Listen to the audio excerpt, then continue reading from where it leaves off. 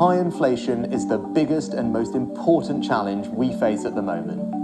And despite the really positive news that inflation is falling, I know things are still tough for families. Inflation drives up the cost of living and eats into the pounds in your pocket. In short, it makes everyone poorer. That's why I quickly put in place a plan to deal with it. On day one as your Prime Minister, I prioritised the responsible management of our economy, taking difficult but fair decisions on things like public sector pay. How long is UK media and the opposition going to allow the Prime Minister to just get away with this?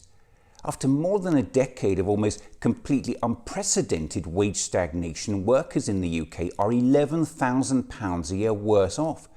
2022 was the worst year for real wage growth in nearly half a century. Average real wages in the UK will actually be lower in 2026 than they were in 2008. Just think about that. So on what planet can it be said wage rises for public sector workers are causing high inflation?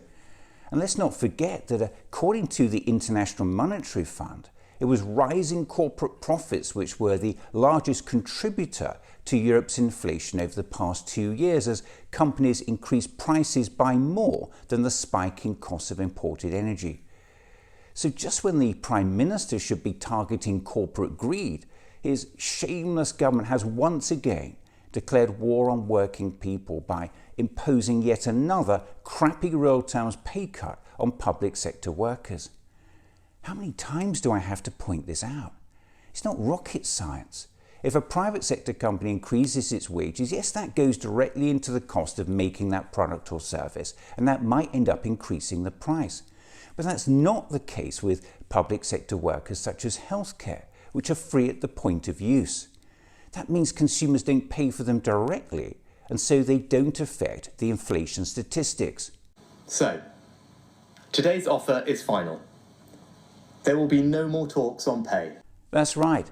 The Prime Minister actually wants us to believe that public sector workers must accept yet another crappy real terms pay cut so the government can bring down inflation. An argument that's been completely rubbished over and over again by expert economists. And if that's not bad enough, he plans to impose it on them. That's not negotiation. It's called bullying and it's called intimidation. When it comes to the issue of pay, we have accepted in full the independent recommendations of the pay review bodies. Well, of course he has.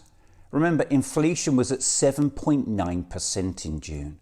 So the pay review body's recommendations for public sector workers are just more crappy real terms pay cuts.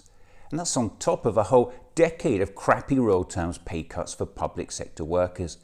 The very workers who kept this country going during the pandemic. How exactly is that a fair deal for workers? 2 million adults in the UK, many in work, can't even afford to eat every day. Work should enable us to flourish and grow, not just survive.